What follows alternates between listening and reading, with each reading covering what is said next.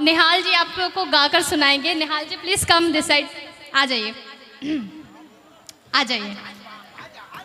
तो निहाल जी ये गाना गाएंगे आप लोगों के लिए। अच्छा, पीपरा के भूत। सो प्लीज आप गाइए ना, गाइए। पहले आप गाइए फिर मैं गाऊंगी।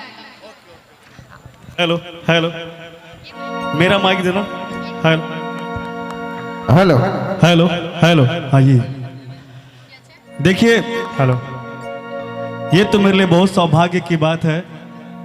इतनी प्यारी सी एक्ट्रेस, इतनी अच्छी इंसान जो हर किसी को मौका देती हैं, और आज अपने इस प्यारे से भाई को भी उन्होंने मौका दिया है। इस कार्यक्रम के ऑर्गेनाइजर अनिल यादव माटी के लाल जी हैं और यहाँ उपस्थित हैं। दीदी का एक सॉन्ग अभी ट्रेंडिंग में है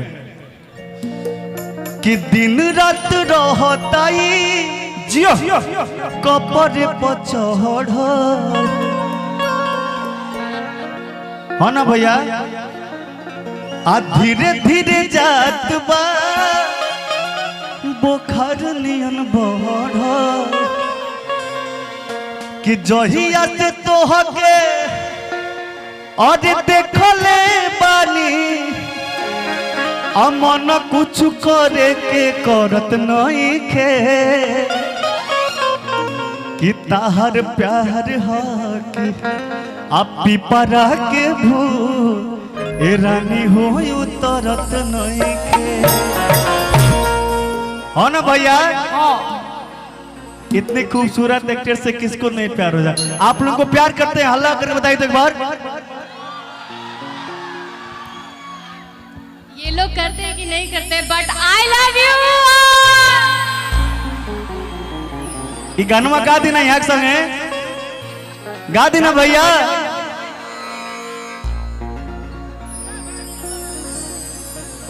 कि दिन रात रहताई आ कपड़े पर चढ़,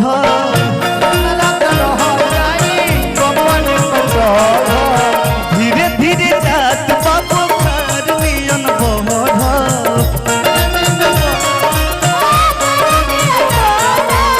जहिया से तोहके देखले बानी मन कुछ करे के करत नहीं के, है ना भैया? आज सिवान के लड़का कहते हैं ना,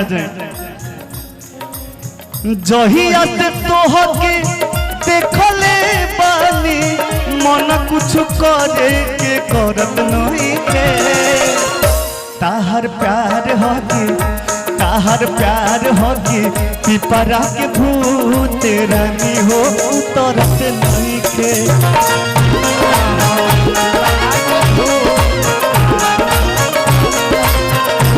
तोहर प्यार होगी पिपरा के भूत रानी हो उतरत नहीं के।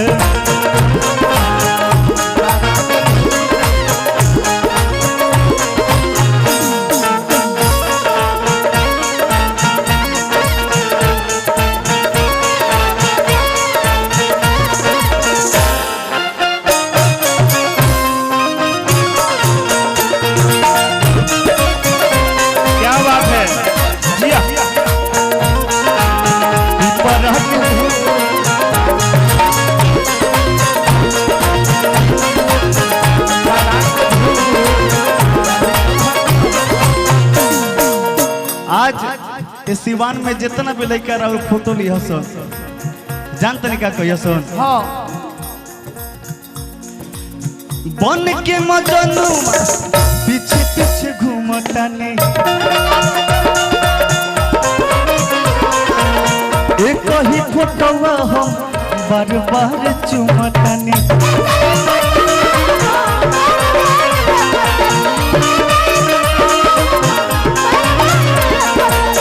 है ना भैया? बात सही बा कि ना?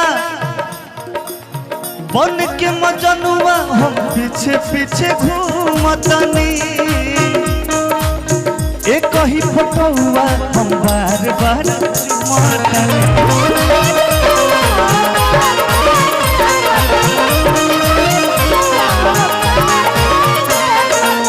कितनो निहारी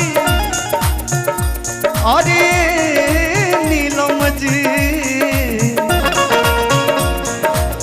भैया इनमें कोनो शक नहीं खे। केतन निहारी सुनर रूपवा, केतन निहारी सुनर रूपवा, कब मोर मनवा ई भरत नहीं खे। प्यार करते ना आप लोग?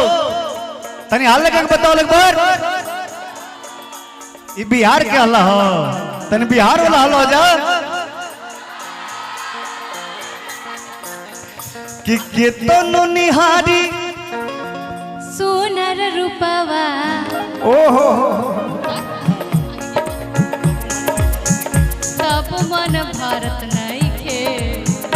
तोहर प्यार हो कि पिपरा के भूत रानी हो तारत नहीं खे।